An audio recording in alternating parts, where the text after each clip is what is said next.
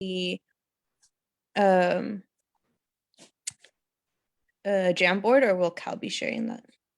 You should, please. Yeah, and you and I can communicate through chat for the rest of the remainder of the meeting. Not everybody's in.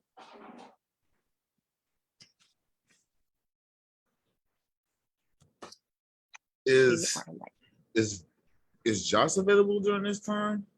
We're live.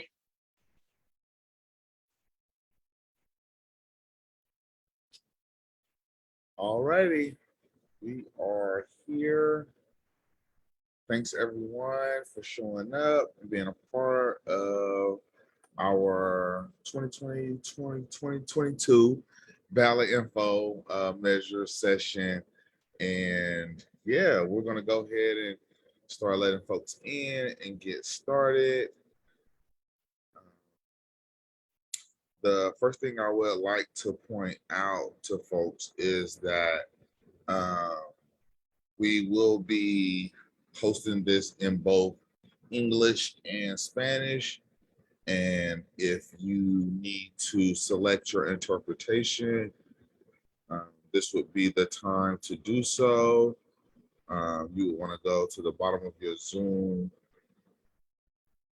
icon screen and click the globe for interpretation, then select Spanish for interpretation. And I want to also remind folks, when you are speaking, to speak slowly and clearly.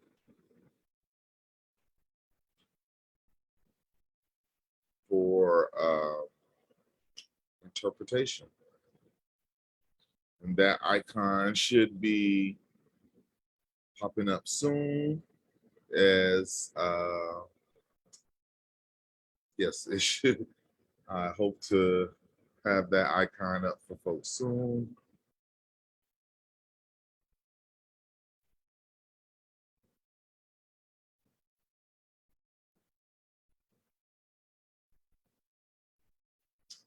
Alrighty, I have someone looking into that.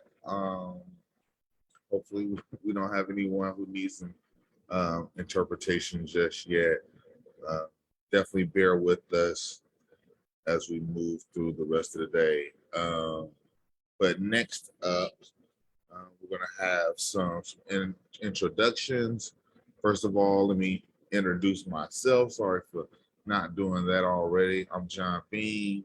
I am the Deputy Director for Oakland Rising. Go by he, him, his pronouns, and so excited for you guys to be here joining us today.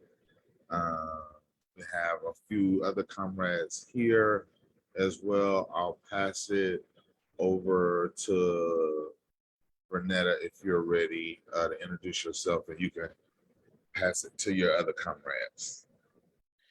Hello, everyone. I am Vernetta Woods. I am the daily team lead here at Oakland Rising, and I will pass it to Miranda. Good afternoon, everyone. I'm Miranda Nidlinger. I am the IVE Volunteer Coordinator for Oakland Rising, and I use she, her pronouns. I will pass to Javante. How's it? Good evening, everyone. My name is Javante. As Miranda said, I am the IVE organizer here at Oakland Rising. I go by he, him. Pleasure to meet y'all. And we'll pass it over to our other staff, because I can't say their name if I'm already introducing them. I can go. My name is Cal. I use they, them pronouns, and I'm working with the communications team at Oakland Rising. And Saul, if you're able to, I will pass it to you. Hi, folks. Good afternoon. Saul, they, them pronouns. I'm the operations director, and for today, I'll be handling the back end tech stuff along with Cynthia. Cynthia, do you want to come up and introduce yourself?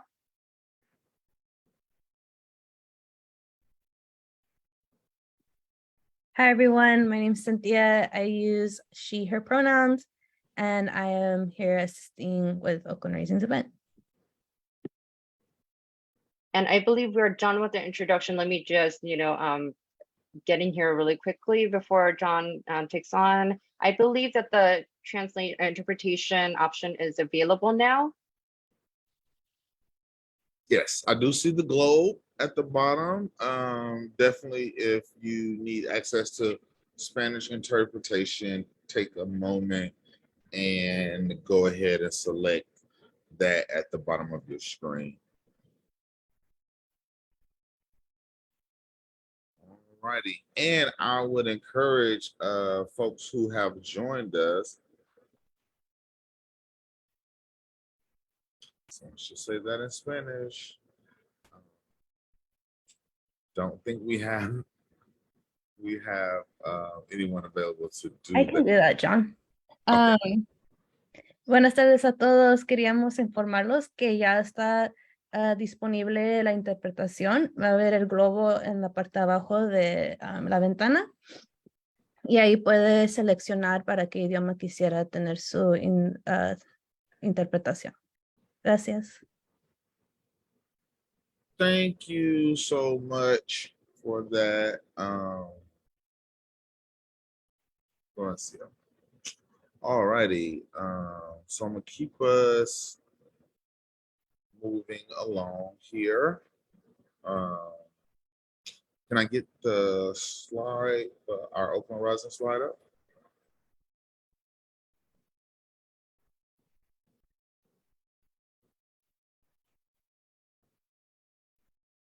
Yes, give me a second.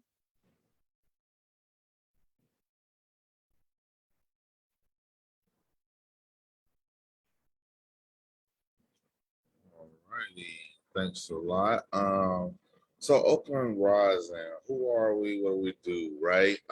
So we're a collaborative of racial, economic, and environmental justice organizations. Let me slow down. We're collaborative of racial, economic, and environmental justice organizations. Oakland Rising uses the civic process to build political power for BIPOC, working class, immigrant, and formerly incarcerated community members to bring about systemic change by flexing people power, aligning like forces, and developing value-based leaders. We are dismantling these systems of oppression by building real democracy in an inclusive and community-led way. And we have historically done this through the flatlands of Oakland. Here are some of our partners.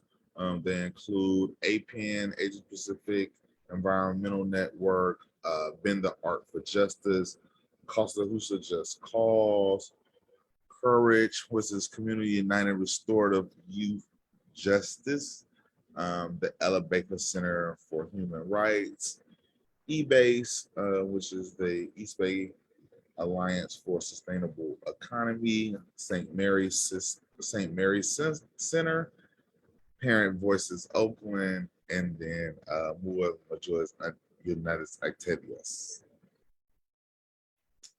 And that is our all of our partners within Oakland Rising. And yeah. Oh, also, if you would like to, you could take this time to drop in the chat, like who you are, if you come from a community organization, or if you'd like to share with us your pronouns as well. You can drop all that info in the chat. So we just have a account for who you are as we move through the program. And with that being said, I will pass it over back to Javante to do some community building with you. Good evening, ladies and gentlemen. Once again, my name is Javante, the IVE organizer here at Oakland Rising. First things first, what I'm going to do with each and every last one of us is we finna go over some community guidelines. Community guidelines that we finna stick to, guidelines that we finna commit to throughout this entire Zoom meeting. Now, first community guideline I'm going to sit here and say is treat others' opinion as if it was your own. First and foremost, that means there are no opinions. There are no bad opinions. Everybody's opinion is just as good as the next. Secondly, please do not out-talk somebody else's enthusiastic ways. Thirdly, no, before I keep going on and on, I would want to see to the group that if they have any community guidelines. Okay, well, I'm gonna go with the third and last but not least. Please just stick to a short minute and a half abbreviation about what it is that whatever. I'm sorry, my daughter is here messing me up right now. So, but keep it a brief minute and a half period of time to gather your opinions, your thoughts, because we are on a brief short time right now. Now, with that being said, are there any other questions with the community guidelines, or do I need to repeat them? Okay, well, I'm gonna go on with our community building right now. So we're gonna do a scavenger hunt. Now, this is a slim scavenger hunt, so we're gonna see why the community was so enthused or inspired to vote in the first place. So what I want everyone to do is take a quick 2 minutes. Right now it's 4:12. I want y'all to come back at 4:14 and explain to the group what it is that got you inspired to vote in the first place. Was it this item or was this person? Take 2 minutes, come back 4:14, and then I'm gonna pass it over to Vernetta so she can further instruct y'all on what to do about the said item.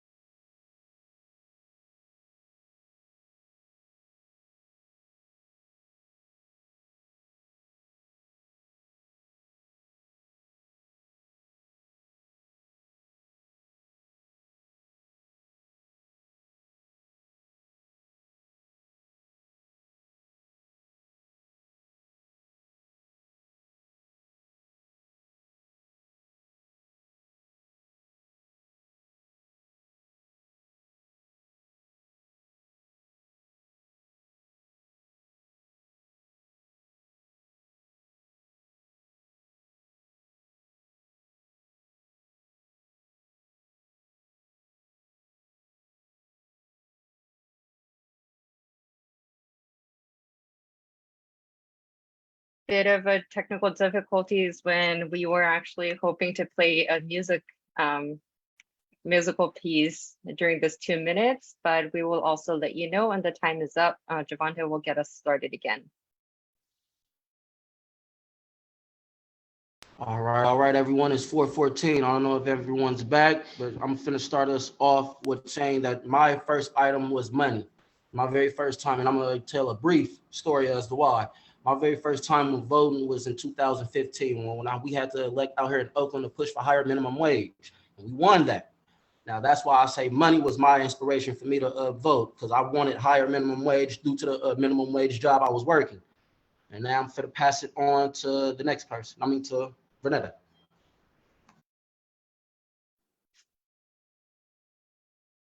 Okay, so now I would like for someone to raise their hands. You can use the reaction button, and then it would give you an option to raise your hand. And I'm gonna pick three people, and you're gonna show your items, and then I'm gonna ask you a question that ties in with the item, and then you're gonna, tell us your reasoning of grabbing it. So I did see Miss Carol first. So I'm definitely going to go with you first. That was the first hand that I saw, Miss Carol. And she goes, just introduce yourself, Miss Carol, and your pronoun. And if you are with an organization, with which one? This is what I found. It's a poster from last election. And on the front, it says vote in big letters. And on the back, it says vote like it matters, because it does. And I think this election is going to be one of the most important elections we've ever had in this country. So let me ask you this, Miss Carol. When was the first time you voted? It was when I was legally able to. I think it was 21 then, but I'm not sure. I don't remember. I'm 74. I've missed voting in, I think I've missed voting in one general election and maybe 2 side elections since I've been qualified to vote. I wasn't qualified to vote in the general election because I hadn't kept up on politics. And I was sick on the other 2, or I had work, I don't remember. But I've hit every election I could. Every election you could. That's just amazing to hear. And we definitely appreciate you hitting every election that you can. Thank you. I don't see any hands up. Oh, I see Miss Jessica. Miss Jessica, welcome. Let me, what item did you grab, Miss Jessica? I didn't necessarily like grab like any items or anything like that, but the first time that I ever voted, like physically like voted, and this was back in 2012. Yeah, I'm an Oakland native. So, you know, coming from a family, you know, who really, you know, didn't vote. And one of their main reasons why they didn't feel like they needed to vote was because they really, like, I actually went around asking this question, like, why not vote? Most of my family members in Oakland don't feel like it matters, but I'm here to be that example. And, you know, I vote every, you know, year now, you know, to be that voice, that reason, you know, just to just, you know, be that voice for my people here in Oakland, you know. Yeah. And also I work with Miss Bernetta. I'm a part of her team, phone banking and canvassing. My pronouns is her and she. Thank you, Miss Jessica. You actually answered the question that I was going to ask, which is what made you vote? And you pretty much said it. You just wanted to be an extra voice to your community. Thank you so much. Now, if we can get one more participant, and I have one.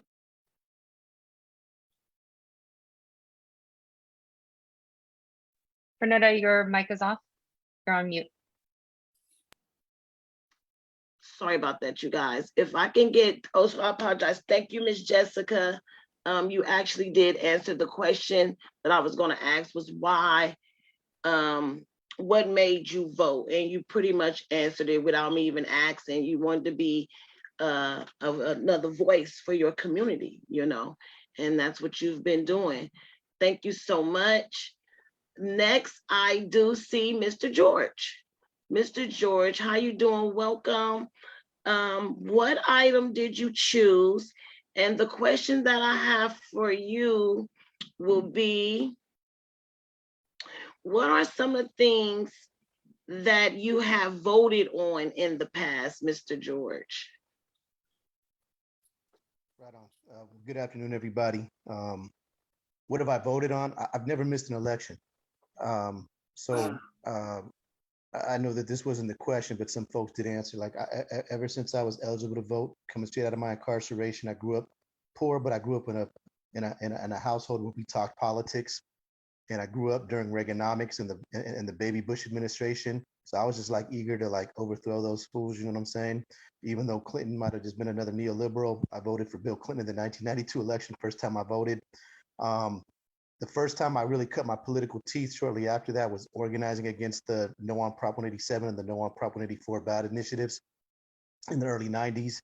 So for those who don't remember, 184 was 3 strikes you're out. We called that the New Slave Plantation Act.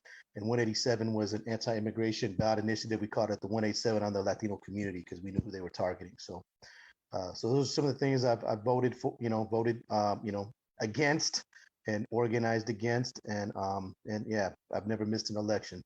I did get disqualified one time, and I thought it was interesting. I just moved from a home, and I told them, hey, and it was like I moved basically the week of the election.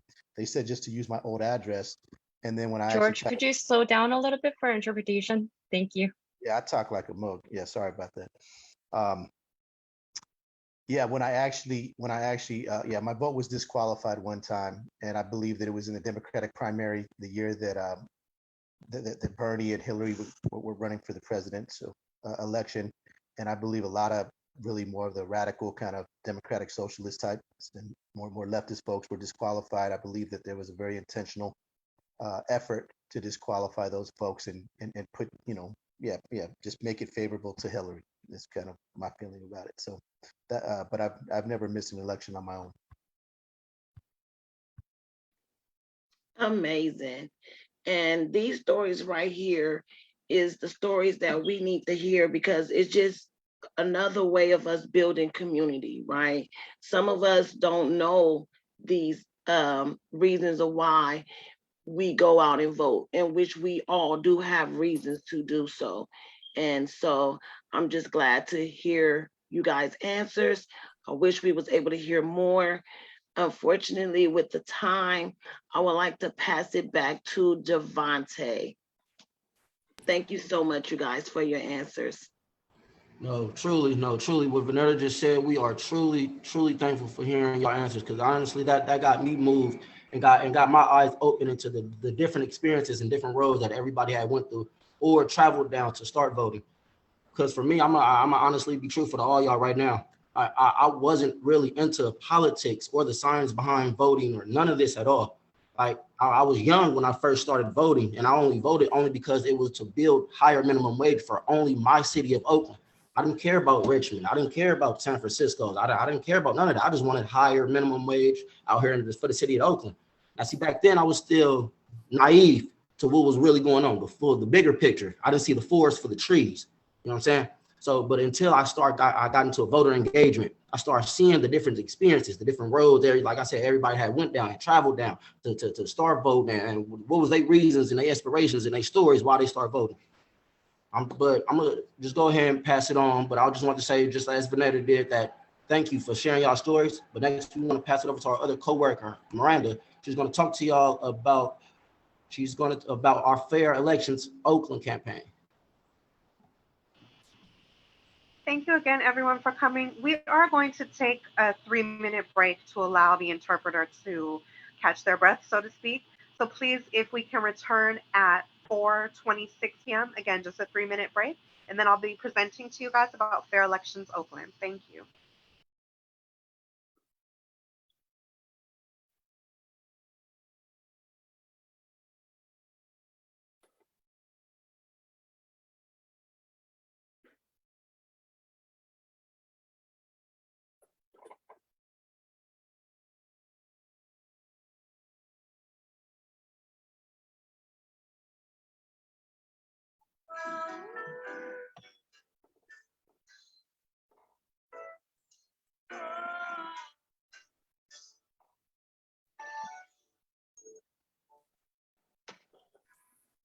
Ain't there something I can give in exchange for everything you give to me?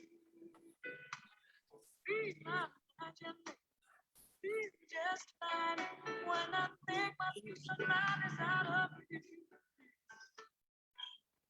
Scales are sometimes unbalanced, and you better with all that has to be. Hope you see that he on me, and together we can calm the stormy seas. When love is true, and so unselfish. And I tell you now that I made a bond with you.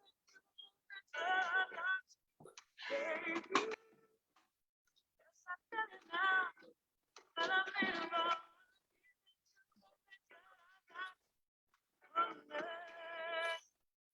Everybody's got a opinion of the way they think our story's gonna end. Superficial thrill. Everybody's gonna have to think again. We've lost and so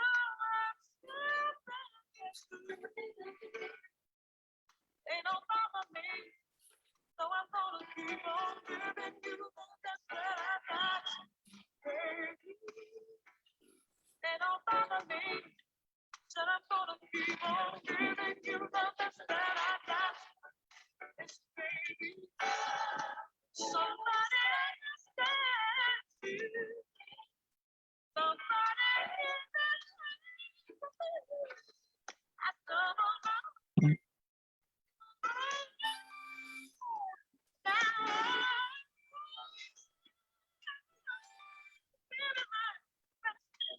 Hi, Dolores.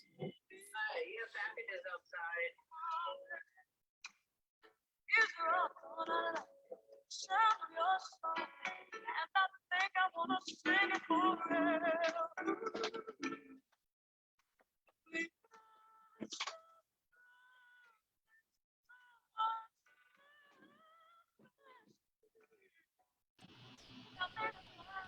Hi, everyone. It's now 4:27. I'll give everyone just a moment to return, and then we'll get started with the presentation regarding fair elections, Oakland. I did drop in the chat the link to the frequently asked questions regarding this ballot measure. This is available in English as well as Spanish, and it comes from the official Fair Elections Oakland website. One more note before I begin. Please accept our apologies that the Fair Elections Oakland portion of our slideshow does not contain the Spanish slides. The remainder of the presentation will be presented to you guys in both English and Spanish. If you did need to receive the translation of these slides in Spanish, please reply to the email you received from me after we wrap up or tomorrow, and I will provide those slides for you at that time. And again, please accept the apologies about that. So to begin, I wanted to talk to you about this upcoming ballot measure, which is going to make a big difference for Oakland. For Fair Elections Oakland, according to a recent report regarding Oakland's 2020 city and school races, over $1 million of Oakland's campaign funds came from outside the city of Oakland. 50% of Oakland residents donated close to $1.25 million from wealthier zip codes. And less than 1% of all Oakland voters contributed money. Half of all Oakland campaign funds, which is around 2.5 million, come from sources outside the city of Oakland.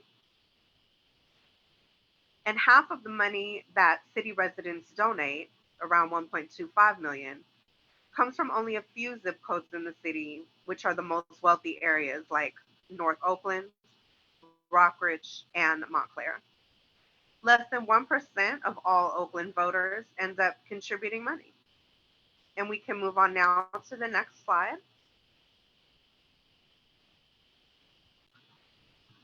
Oakland's current public financing system currently provides funds for candidates with a limited amount, depending on the number of candidates. Candidates turn to wealthy donors who can afford to help fund candidates' campaigns. This leads to incumbent races, creating challenges for candidates with lower budgets to enter office. Qualifying candidates are eligible to receive a small amount of funds. That is dependent on how many candidates are running for city council, as well as the amount of monies allocated and budgeted to the program by city council. In 2020, there was $153,000 available to be distributed among eligible candidates. During most years, the amount available per candidate has been low, usually resulting in about $8,000 to $25,000 per candidate. As a result, candidates cannot rely upon it as the primary source of contributions and funding materials, signs, mailers, campaign staff, and consultants. The program does not and cannot decrease the influence of large donors in local elections. Due to the United States Supreme Court decision in Citizens United, which restricts government from limiting independent expenditures made by persons or committees not coordinating with the candidate.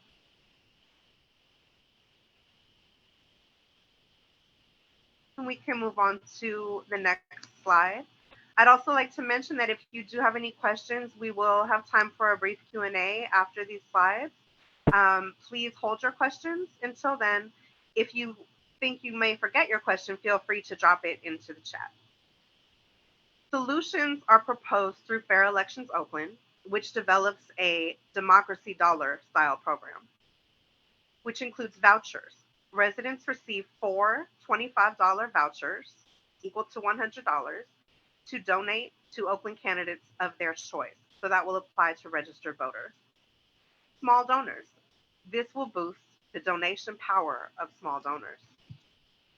It's publicly funded through Oakland's general fund, and this will not raise taxes. The Democracy Dollars program was piloted in Seattle, and that's what the Fair Elections Oakland ballot measure is based on. This allows community-backed candidates to run competitive campaigns without wealthy donors.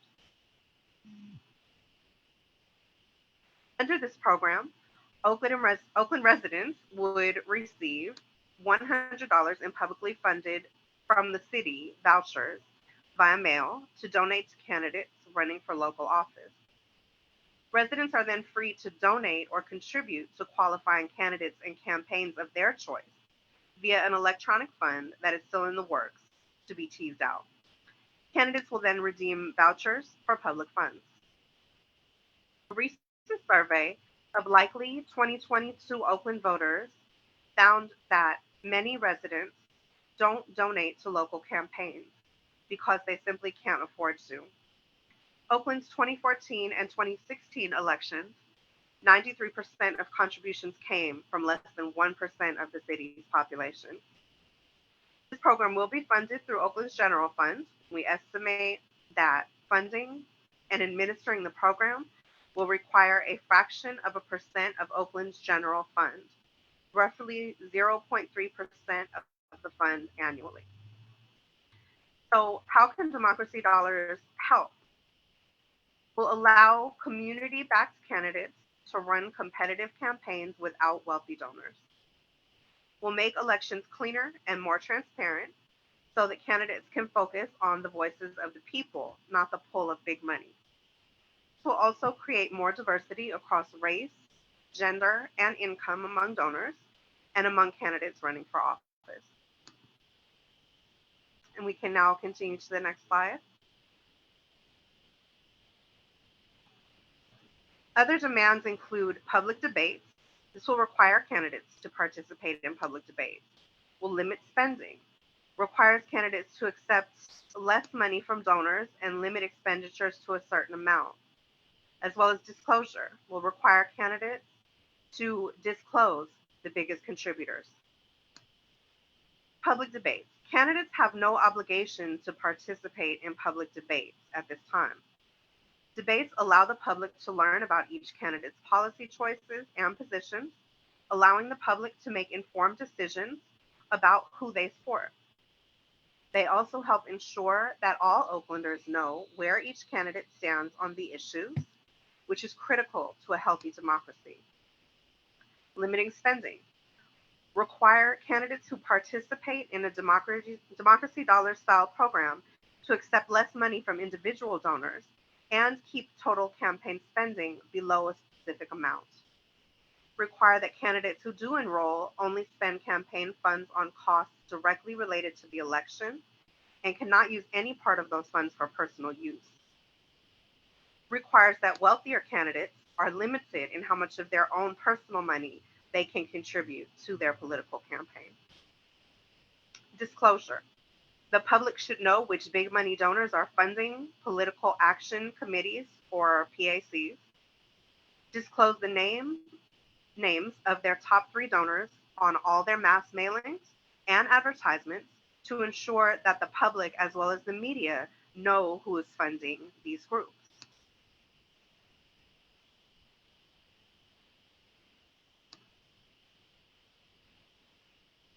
And that concludes the slide presentation portion. And again, I'm going to share once again the link to the Fair Elections Oakland FAQs.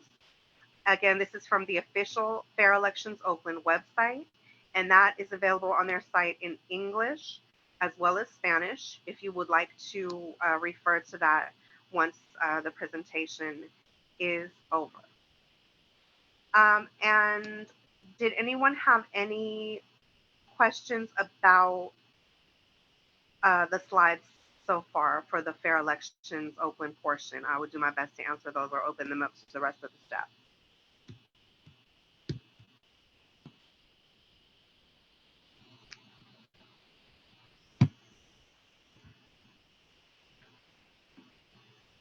No, I'll take that as there are no additional questions at this time. Thank you so much for listening, and we are going to now take a 5-minute break so that everyone can get water, get up and stretch your legs to allow our excellent interpreter to take a small break. So let's return at 4:42 p.m. and we will then hear from John Bean, our executive director, and he will be able to tell you guys about progressive business tax and some other ballot initiatives at that time. So we'll see everyone at 4:42. Thank you so much.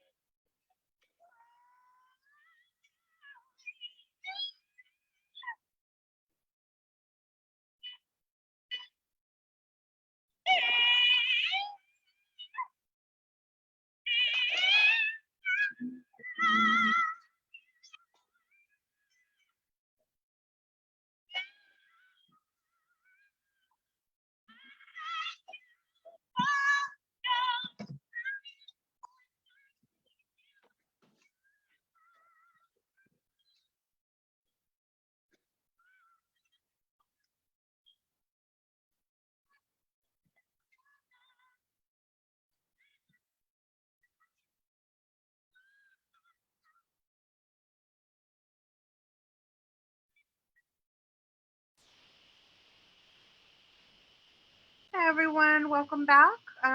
Give everyone about 30 seconds to get back in front of their Zoom. And we are going to hear from John Bean. He's going to present on progressive business tax as well as other ballot measures. And I'll pass it to you, John. Thanks, Miranda.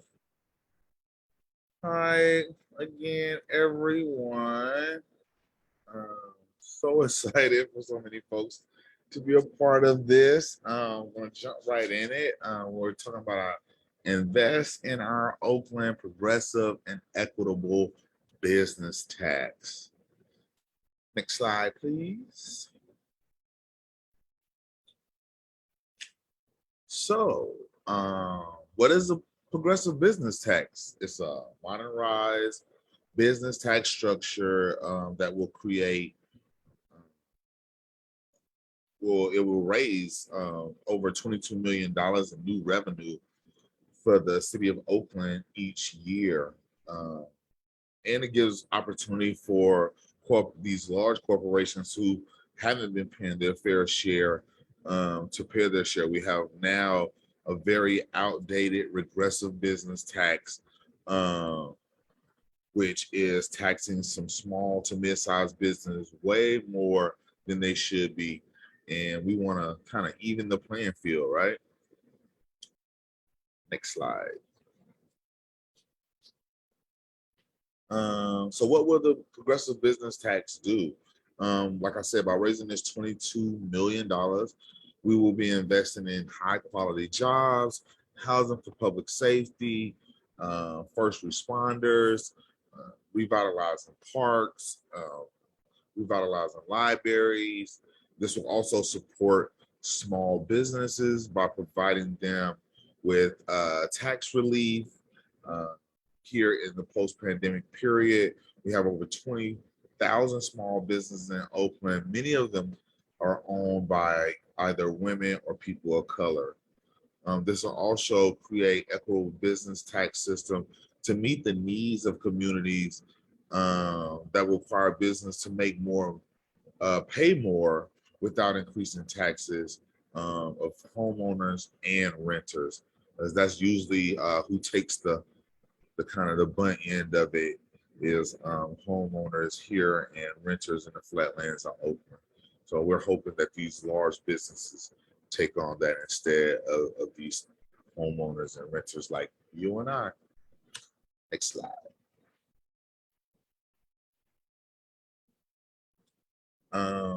So yeah, corporations, how do they pay their fair share? Through this tax, it will tax some of the largest businesses in and around Oakland, with competitive rates. And I'll have a breakdown. I'll have a breakdown of that in a moment. The top 9% of business will would be asked to contribute more, especially companies with over $100 million in annual revenue. So we're not talking about any of the small mom and pop businesses that we know and love around Oakland. We're talking about these huge companies and corporations who are making well past 6 and 7 figures every year off the backs of the hardworking folks in and around Oakland, right? Next slide.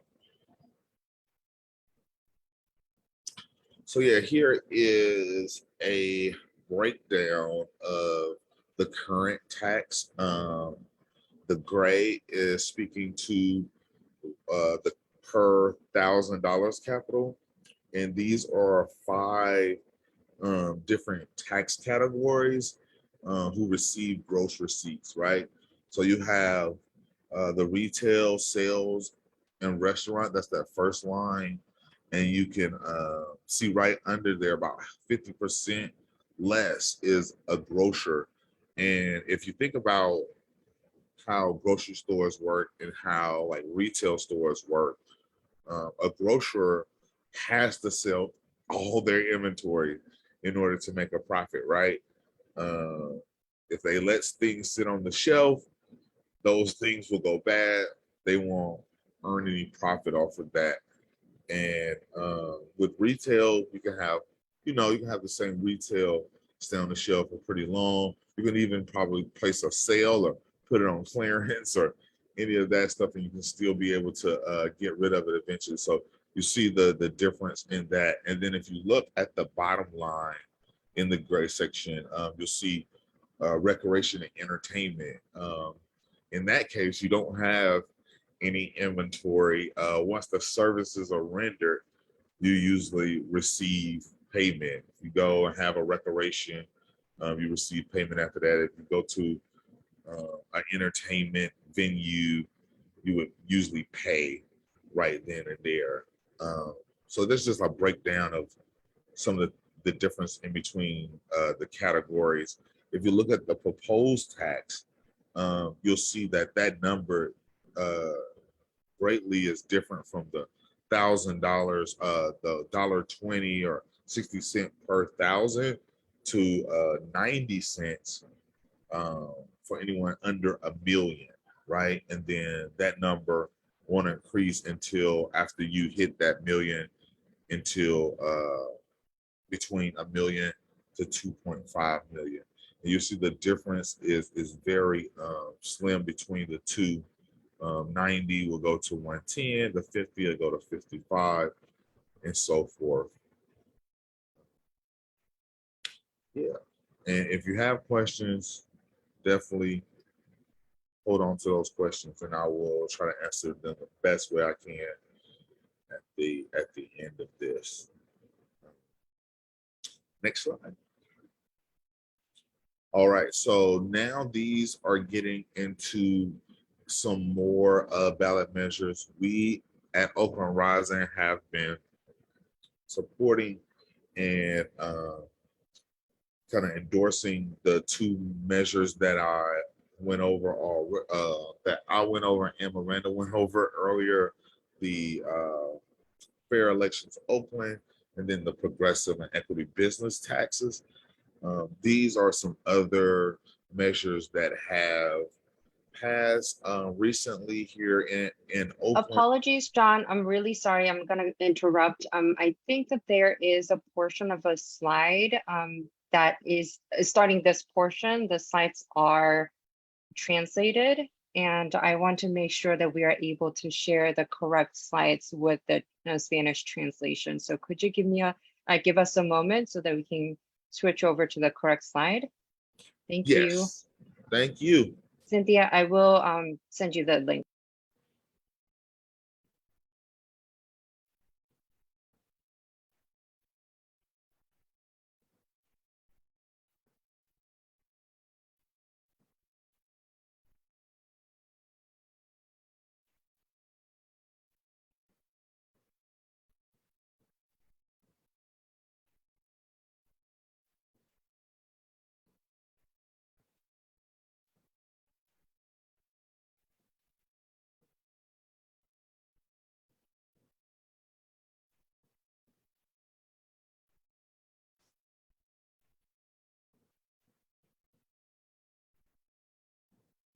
Thank you so much for making that catch, Soul.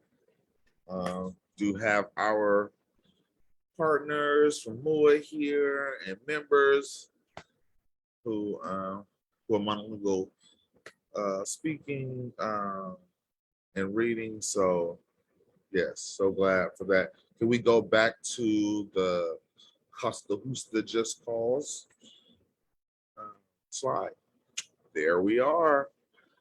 So as I was mentioning, these are some more measures and ballots that have recently passed that we wanted to make sure that we inform folks on.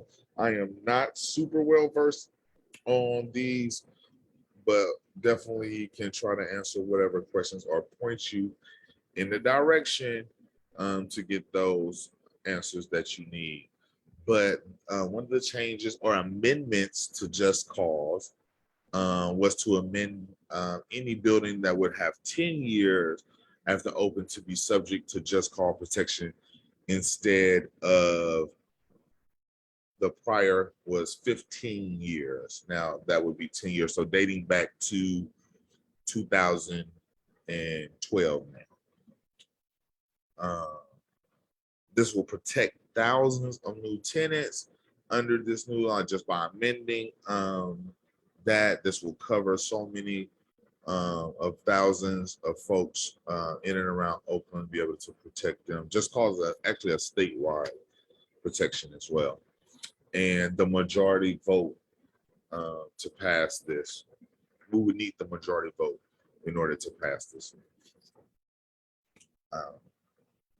Next slide.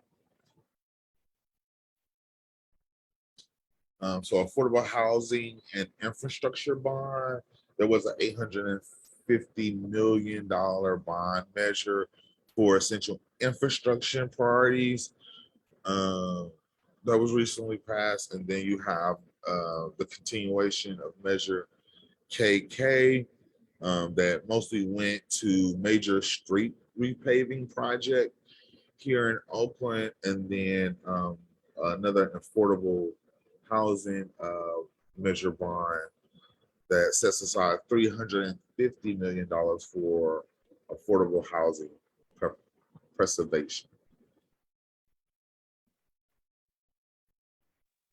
Next slide. Some more affordable housing infrastructure bonds. We have a transportation project that sets aside $290 million for transportation projects. There is a citywide upgrade that will set aside $210 million to upgrade facilities citywide, and that would need at least a 2/3 majority vote. Next slide. Social housing. So affordable housing, the city is to develop 13,000 affordable rental housing units here in Oakland. The measure also doesn't at this point have a funding source to get the units online, but definitely this is why it's important to keep working towards this and letting folks know to show up and fight for these measures and bonds. And then Article 13 requirement, fulfill the state's constitution requirement for majority vote, developing or buying low rent housing. So that's the one of the requirements to get this passed. Next slide. Social housing. So precursor to social housing plot. That's something also that we want to keep an eye out on, and we'll need the majority vote to pass that through council. Good governance. So the city is to amend the city charter to establish 3 consecutive 4-year terms limits for city council members. The second part of that is it requires at least 2 council hearings before a certain measure can be placed on the ballot, and then abstinence and no vote. So abstentions and no vote. So to abstain, the abstain and abstinence as no votes, giving the mayor more chances as a tiebreaker vote. That's another part of the good governance measure. Next slide. And then the Public Ethics Commission. So this will give the Public Ethics Commission discretion over setting salaries for the city attorney and auditors. And that also would need the majority vote to win. This is also just another good governance measure. Next slide. And then the gender neutral language. So the city is also amended in the charter to replace gender specific language with gender neutral language. For example, replacing fireman with firefighter. This too would also need a majority vote in order to pass. Next slide.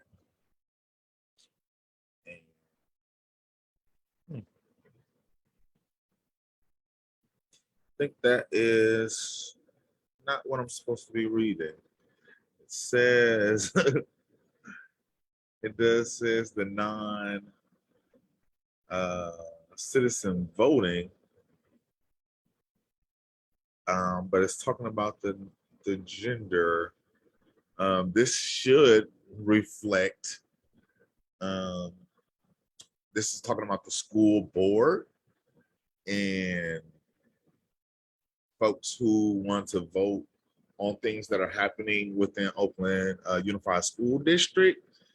And if you were a non-citizen, you would still have the opportunity to vote. And I do remember that there is no implementation. We're still figuring out the implementation on how that would happen. And I also think that would need a majority vote to win. But this is the non-citizen vote, and that's for Oakland school districts. And these are not the notes for that. I apologize. Must have been a last minute mix up in that. Yeah, so I'm gonna stop there. And I do see, I see that I thought I seen some questions in the chat. Maybe we can open it up now for questions, comments, concerns, especially folks who are affected by this, folks who want to vote who are non-citizens, folks who are affected by cost of hostage, by just cause. Yeah, feel free to raise your hand. And John, actually, there was a question earlier on from Carol, I believe, Carol Crooks, and then the question read, give me a second, if somebody could actually find it. Oh, I see a direct message I just received. Has the math been done to prove that the proposed taxes will be raised? We want. So I think that was a question. I think that is referring to the small business, the progressive business tax. And I believe the numbers have been ran in order to ensure that we will be able to cover this tax without increasing taxes for homeowners and renters. I hope that answers your question. Ms. Crooks. Are there any other hands raised or anyone else who has a burning question about either the small business, the progressive business tax, or any of the measures that I try to elaborate on as much as possible?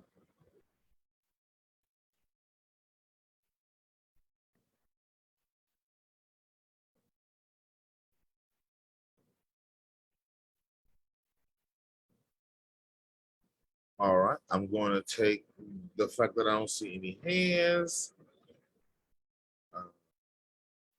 Oh, I do see a hand now. Hi, Carissa. Hi, hey John. How are you? Hi, everybody. I do have a quick question about the Just Cause ordinance. I came in I'm sorry, I had to step away and I came in right in the middle while you were explaining that. And so my question is, does this ordinance extend I guess extend the protection the protections by date. So I think it's if a building was built prior to 1996, it is under protected under just cause. But if a new building is built, does this now mean that new buildings that are built now are protected? I mean, tenants in new buildings are protected. From my understanding, it will be after 10 years. So 10 prior to the 2006? building. Oh, So buildings from 2012 and back are covered. oh, I okay. guess 10 years from now, in 2032, the buildings that were built this year will be covered. Is there any why? Do you know why?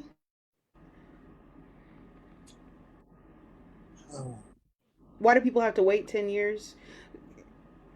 And I'll give a specific Go I mean, let me say why I'm asking this is because my landlord just built a building on the parcel of land, and I live in a single family home. I rent a single family home.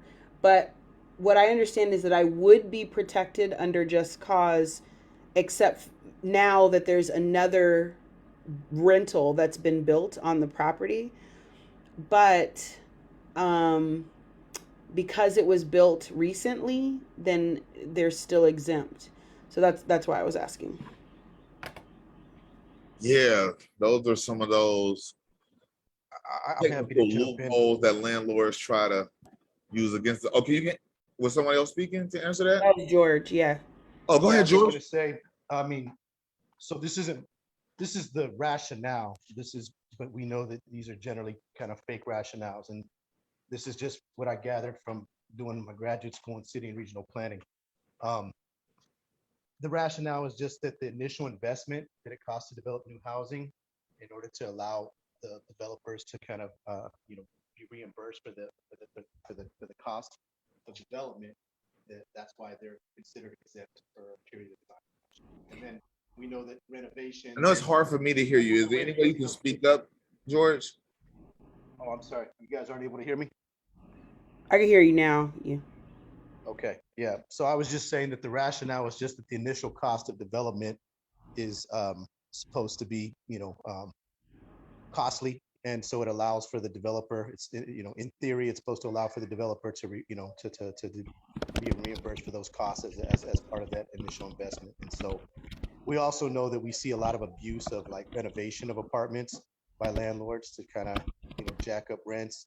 And so, we see how these loopholes oftentimes are abused, but that's what the rationale is. That's helpful. Thank you. Thank you. Yeah. I want to do more research because you're right. It literally, it's actually a loophole, right? Because this person gets to make more money and, and also be exempt from laws that protect residents. Renters, rather. Right. Definitely. Thank you so much for that question, Clarissa. Any other? I see some comments. Seems like the dwelling should be covered. So 10 years old, but the new units would have been rent control for 10 years. Okay. Yeah. All right. Yeah. It's so many loopholes. And I just received some more information from Costa, who Just Cause, who is a partner at Oakland Rising, who helped write the language on the first just cause for eviction and fought for that to get passed many years ago. So definitely reach out to them. They have a website and many staff that can probably answer the questions that we can't in this moment.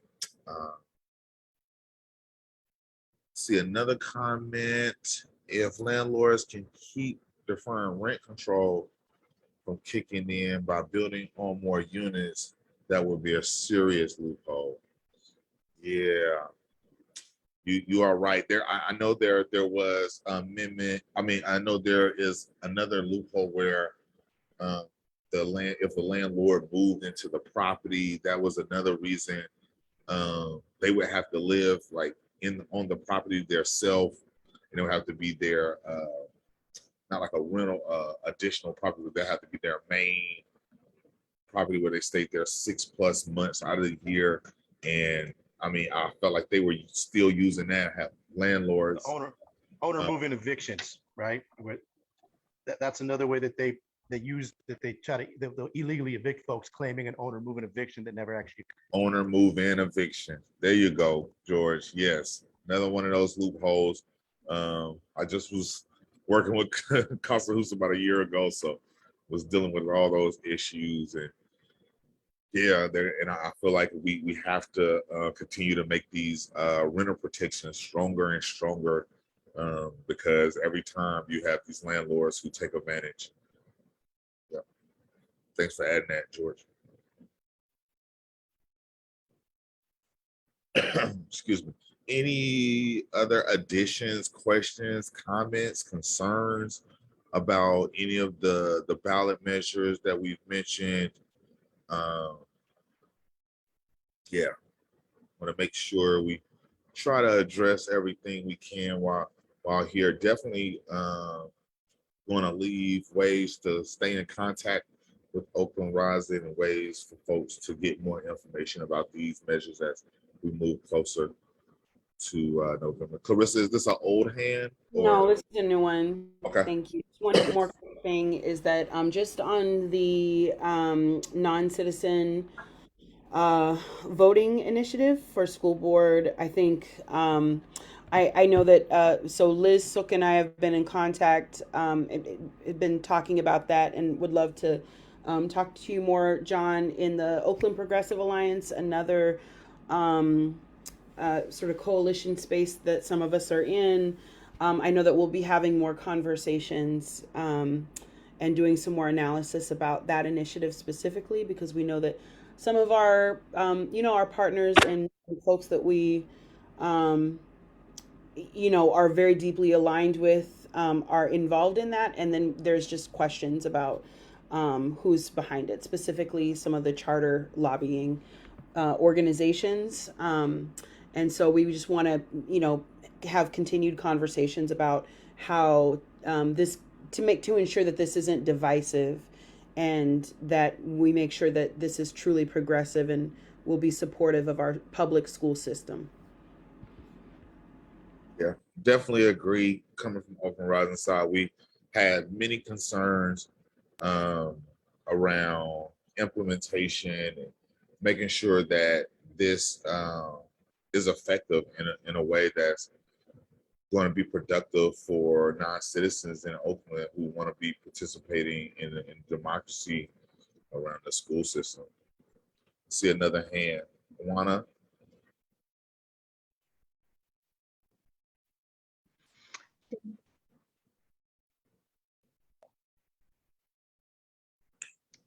Go ahead. Buenas tardes.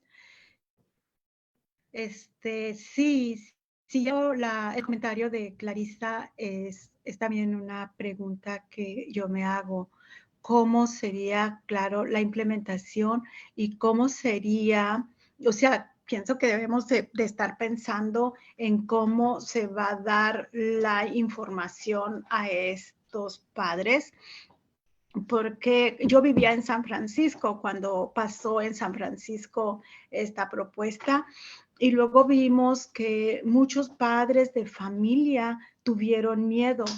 Decían, no, pues yo no quiero ejercer ese voto porque pues unos no tenían, no solamente que no eran ciudadanos, sino que no tenían documentos. Entonces se sintieron con la amenaza de estar en un sistema y después fueran más pronto encontrados. Entonces, eso era el miedo que sacaban en ese momento. Entonces, ha habido mucha información, mucho trabajo, y también con con las autoridades en que reconocieran eso que estaban sintiendo y cómo también iba a haber un compromiso del condado.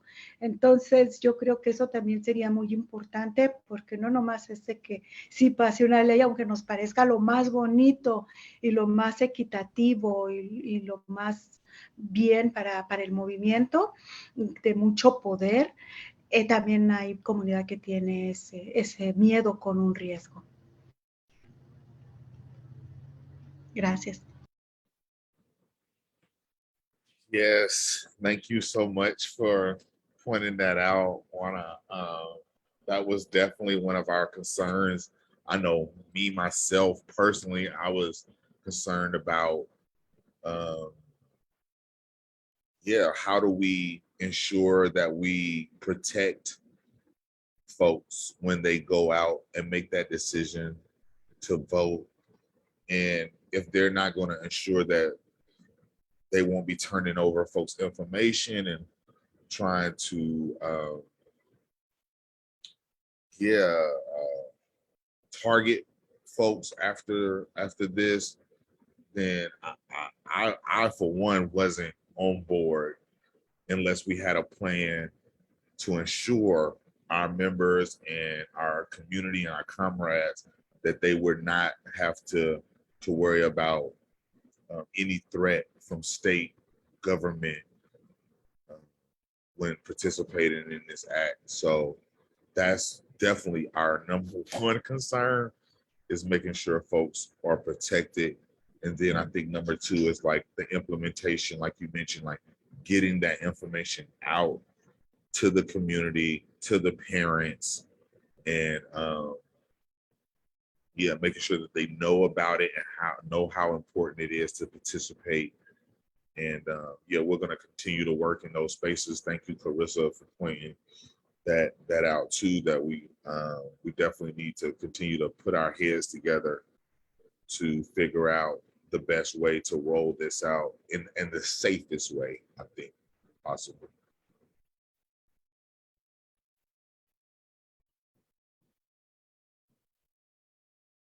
Any more comments, questions, concern? Oh, hold on, let me see. I got some stuff in the chat. Yeah, deserves the community definitely deserves to feel safe.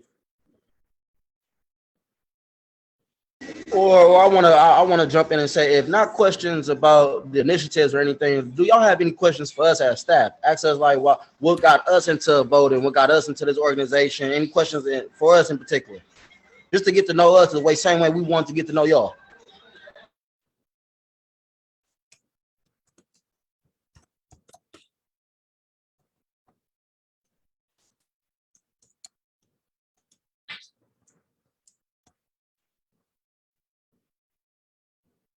Well, you know what, Javante? I mean, I feel like a lot of these folks who were able to join us are definitely not strangers. They're not new to the organization. Definitely not new to organizing. They're just now learning about Oakland Rising, and we'll probably have many more opportunities to engage with them. And I just want to really, I think at this moment, be considerate of our great interpreter, Florencia, who was able to take on this opportunity by themselves and without any support. So we're going to have another break, but I think we're just going to push through, and I'm going to go ahead and pass it back over. I think we're not even, or hold on. I think I'm up next. Yes, Cal. Yes, pass it over, Cal. Thank you, Cal. Take it away. Yeah, thanks, John. Hi, everyone. So now, as sort of a closing exercise, we have some questions written up so you all can take the time to reflect on what we've talked about. And I'm going to send in the chat a link to what's called a Jamboard. And there are 3 slides on that with sort of 3 different areas of questions. And we would love you all to take the time to think about these questions, and you can go ahead and write in the document your answers. So the first slide asks, why do fair elections matter to you? What is at stake for you or the people you care about? What could fair elections in Oakland make possible? And the second area of questions is about the Invest in Our Oakland Act. And the questions are, why is reforming Oakland's business tax important to you? How can lowering tax rates on small and mid-sized businesses benefit your community? What could over 20 million in new revenue do for the city of Oakland? And then finally, we have a wrap-up question, which is, how do these acts bring back power to community members in the city of Oakland? And if anyone's having trouble accessing the Jamboard, please just let us know. But as I said, the link is in the chat. And while you all take a second to look over those questions and think about it, John is going to provide some more information on next steps. Thanks, Cal. Cool. So yeah, next steps. We're gonna get ready to wrap it up, but before we let you all go, definitely want to let you know that there are many ways that you can help volunteer or donate or just stay involved with Oakland Rising. We have several different ways. Excuse me, we have our Oakland Rising Facebook page.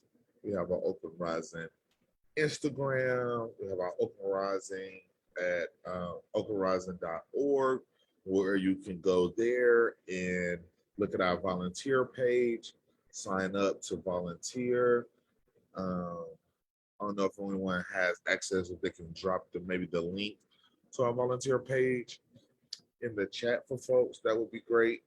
But definitely, if you have time, if you have capacity, you have friends or family, comrades who want to learn more about Oakland Rising, who want to participate in Oakland Rising events, who want to donate to Oakland Rising, we definitely want all of their support and your support throughout this year and the moving into the next year.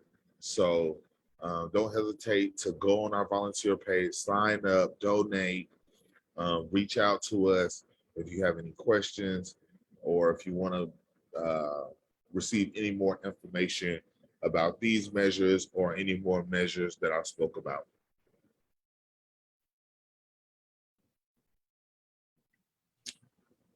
Thanks, John. Looks like we're starting to get some responses on the Jamboard.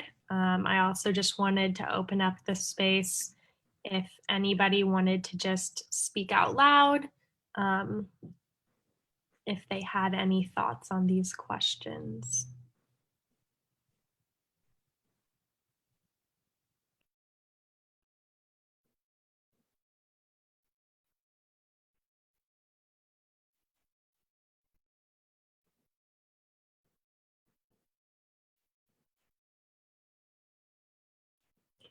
Feel free to come off of mute or put your hand up if you wanted to comment on any of the Jamboard questions. If not, we still would like to get your comments dropped in the Jamboard. At least pull it up. If you can't comment now, pull it up, have it on your tab so you can go back sometime this evening while it's still fresh in your brain and comment on the Jamboard. Yeah, but other than that, I want to thank everyone, each and every person who was able to join us, staff, our team leaders, our coordinators, a new Dots fellow, Cal, all the folks who worked in the background, Cynthia and Soul and everyone who helped with tech and got us set up, all the members, if you shared it out, if you told someone, or if you were able to show up yourself, definitely thank you so much for being here. Yeah, and I will end it there. Is there any other staff that would like to say anything before we close out?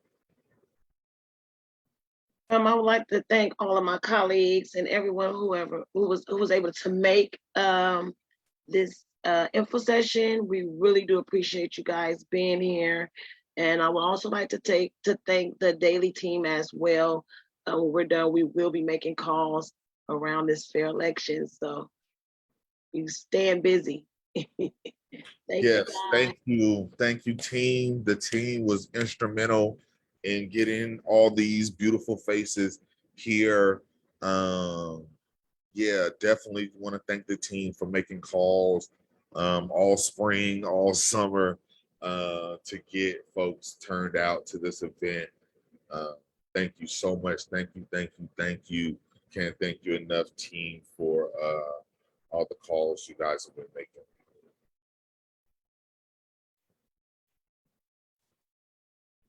All right. With that being said, I think we've said enough thank yous, and just want to wish everyone a great evening. Definitely, like I said, use those links, donate, sign up to volunteer, and share all our pages info. Yeah. Thank you all.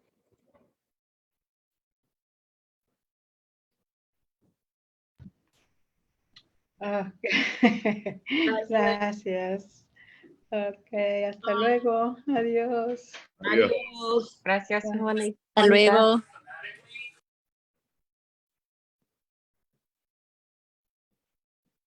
OR staff, I think we could stay, and then just making sure that the live is off. Cynthia, if you could turn that off. Oh, Thank you, Florencia.